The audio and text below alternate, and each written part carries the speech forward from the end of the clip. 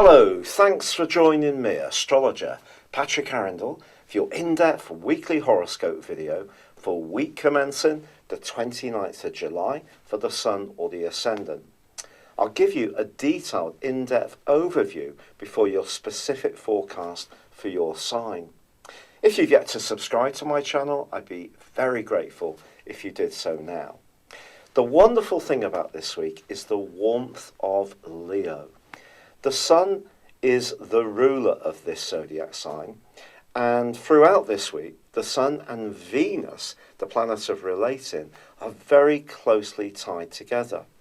In fact, the new moon, which occurs on Thursday at 4:11 a.m. BST, is in fact also going to be embracing the energies of Venus. So for the following month, it really gives us an opportunity. In fact, for the first 3 weeks of August, the Sun and Venus are broadly close together in this alliance. It gives us an opportunity to move into a much freer, upbeat, refreshing, expressive and warming phase of the year. Now, the politics which have dominated much of July are not completely at an end. The good news, of course, is that Mercury has now come to the end of its retrograde, or it does as this week begins. But it is still going to be in an opposition with Pluto for much of this week. It's broad, but it's there, suggesting we may encounter somebody who's a bit of a might is right type character, someone who's very dogmatic, doesn't want to listen.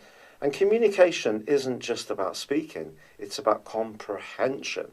So the more that we can just be aware of our boundaries, if we do encounter someone who is a bit like this, wants to grab all the limelight for themselves or their point of view, then that's going to be useful.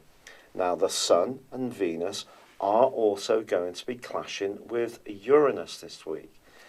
Now, in terms of the Sun's case, the Sun in Leo is very much about energy, self. It's about our individuality. It's about the things we enjoy doing, whether it's creative projects, socialising, being with our kids if we got them, or perhaps if we're wanting to have a more romantic time of it, the Sun's combination with Venus is obviously very exciting.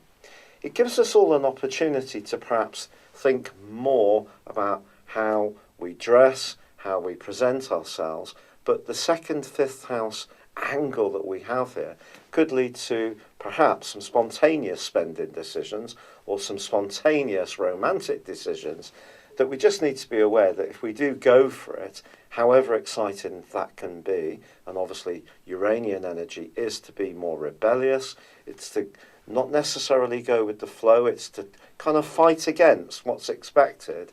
And so I think when it comes to being an individual versus how this fits in with other people's values, then there could be some tensions caused by that. However, if you are wanting to be a little bit more of a free spirit when it comes to your budget, then this could be a week where you could find yourself a bargain by being a bit bolder and perhaps going for it. But it's also important to understand that any kind of indulgence, or overindulgence anyway, may have the downside to it. But I think the glorious combination between the Sun and Venus and the new moon in Leo is really what we should focus on most of all. It gives us a chance to revive, to rekindle some fire after all that watery, earthy energy which has dominated so much across the whole of July. Your specific forecast this week, Aquarius, shows something of a contrast. The Sun and Venus are combining in your sector of relating. This can give you a magical aura, particularly on the back of the new moon of Thursday. Even if you are someone who can be a bit detached about the game of love, over the next 3 weeks, I do feel it's very possible that someone quite influential could come into your world.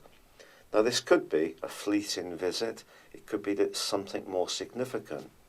However, in an existing relationship, because Uranus, your ruler, is clashing with both the Sun and Venus, you could find yourself actually a bit more rebellious.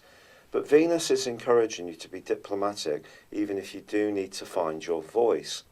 With Mercury ending a retrograde, if there has been some irritating delays, particularly around your work or health appointments or anything a bit niggly, I do feel that these can start to be resolved.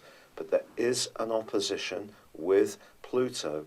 So if there is some intense stuff you've been thinking about, particularly of a more psychological nature, that could continue to keep going around your mind. If you would like to comment or like this video, I'd be delighted. But if you'd also like to talk to me personally in a consultation, please see the link below or order one of my personal horoscope reports. But for now, good luck and goodbye.